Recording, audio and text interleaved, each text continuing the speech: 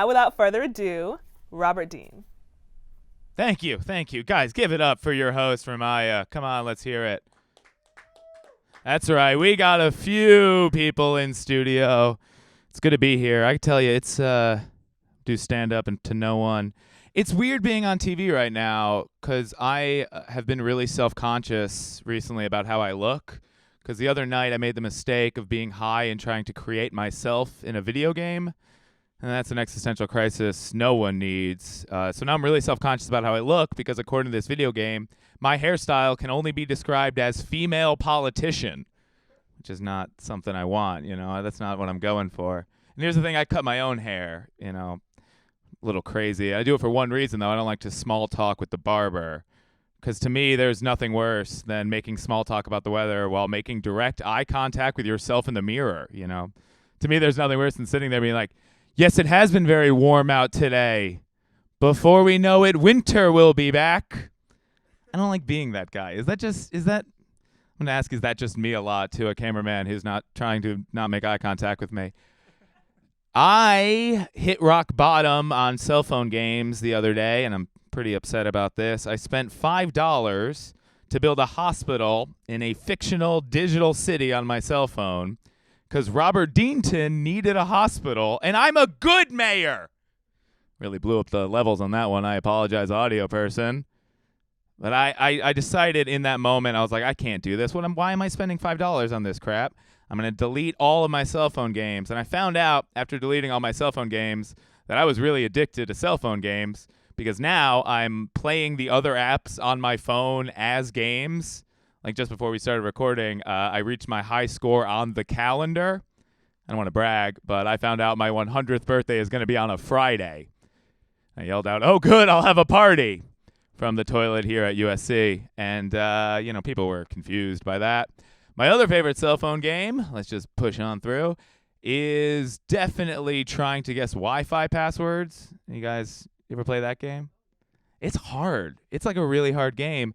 I thought I could guess this one. My neighbors, one of my neighbors named their Wi-Fi network, this is true, Puerto Ricans only. And I thought I could guess that password, but the password was not, "I'm Puerto Rican." It also wasn't, "Yo soy Puerto Riqueño." I tried both. I'm not an idiot.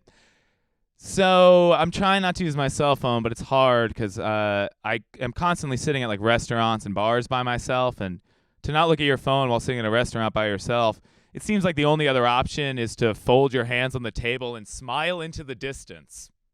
Seems like the only other option. So now I'm only going to restaurants where there's like an activity, there's something to watch. I'm like a regular at Medieval Times. Last year, I went to a murder mystery dinner by myself, and everyone thought I did it. I was the number one suspect at that murder mystery dinner. They were all like, it's probably that guy sitting in the corner alone, high on a pot cookie, muttering "murder" to himself. He's probably the murderer. I was in South Carolina 2 months ago, and I went to a hibachi dinner by myself. It's Japanese food, where they cook on the table. You guys know, I don't have to tell you that. And here's what I found out. When you're the only person sitting at a hibachi table, the chef still puts on the entire show. There is no crowd minimum for hibachi. It's a lot like me doing stand-up right now. There's just the cameraman standing to the side awkwardly smiling. He still put on the whole show. Then he expected me to catch all the shrimp in my mouth. And just like the cameraman, not that coordinated. Couldn't catch the shrimp. But that reminded me, one time I was 8 years old. This is true. I went to hibachi with my 85-year-old grandmother. And for some reason, that hibachi chef still thought that she could catch shrimp in her mouth.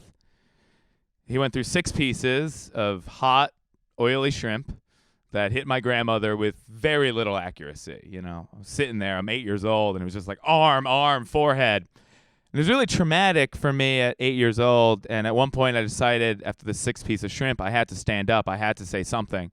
So I stood up, and I yelled out, "Stop throwing shrimp at my grandmother!"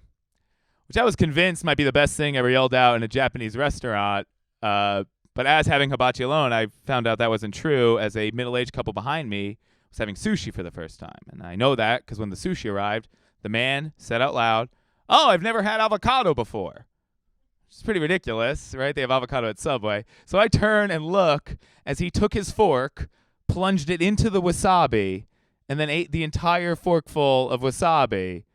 It was unbelievable. At which point he yelled out, "Wow, avocado spicy!" Which only way that could have been better if he yelled out, "Wow, avocado tastes like wasabi!" Like he somehow knew what wasabi was. I just wanted to quit my life and move down to South Carolina, follow this guy around for the rest of his, just to see his next avocado experience.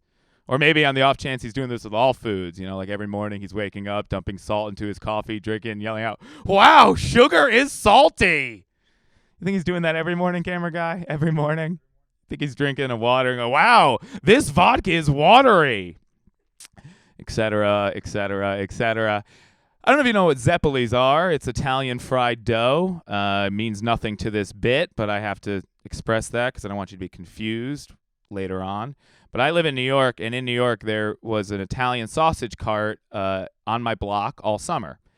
And on that cart was a handwritten piece of loose leaf paper that simply read, swear to God, "We don't have Zeppelis.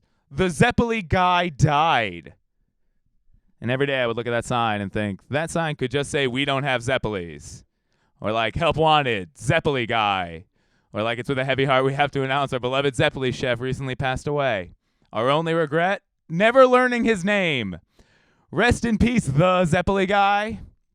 Ever since I saw that sign, I've been so afraid of my own legacy, Like, what if I die, hypothetically, and instead of the Robert Dean Museum, USC just puts a handwritten piece of loose leaf paper on the door of this media center that'll read, "We don't have that Zeppeli guy joke. The Zeppeli guy joke guy died." Don't want that to be my legacy. Move over, Robert Zemeckis. This is my theater now. Right? Zeppeli guy joke guy theater. Media center. Anyway, where was I? I do drugs occasionally a lot. That's true. Last month I did acid for the first time, and boy, are my arms still snakes. Snake arms. I've got snakes for arms.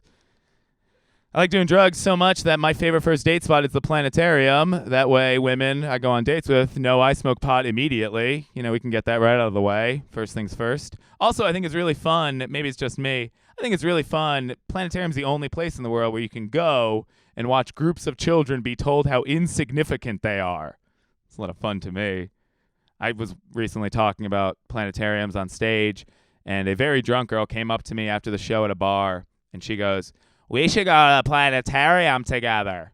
That's how she sounded, and she was also reaching for the mic stand awkwardly. She was like, "We should go to the planetarium together." I was like, "Oh, that sounds like fun, sure." And she said, "I think it would be good for me. I want to be a science fiction author." So then I asked her the extremely innocent question of, who are your favorite science fiction authors? And she said, I'm not making this up, "Well, Lord of the Rings, obviously." Which should be obvious to almost everyone, that Lord of the Rings is neither science fiction nor an author's name. And this is what she wants to do for a living. That'd be like if you tweeted at me at Robert Dean and you're like, "Hey, who are your favorite comedians?" And I was like, "Well, Shawshank Redemption, obviously." It would be weird. Actually, my favorite comedian I just discovered is Mr. Rogers. He taught me a lot about life, how to be an adult. I do own a pair of sneakers that I only wear on carpeting, just like my buddy. I sit at home, play with my puppets and my model trains, and wait for my best friend, the mailman, to come by. But here's something about Mr. Rogers that bothers me now as an adult. You can't just walk into a factory and get a tour. Have you realized this? Have you seen this? You can't just go into a factory and be like, "Hi, can I watch you make crayons?" You're not going to get a tour. They're just going to be like, "What are you, high?" And you'll be like, "Yeah, what am I going to show up sober to a crayon factory?" I'm not going to show up sober to a crayon factory.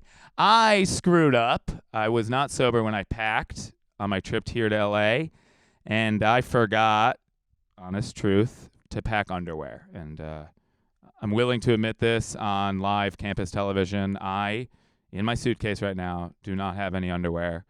Has anyone else watching this ever been in that situation? And has anyone else in that situation ever considered wearing a T-shirt as underwear?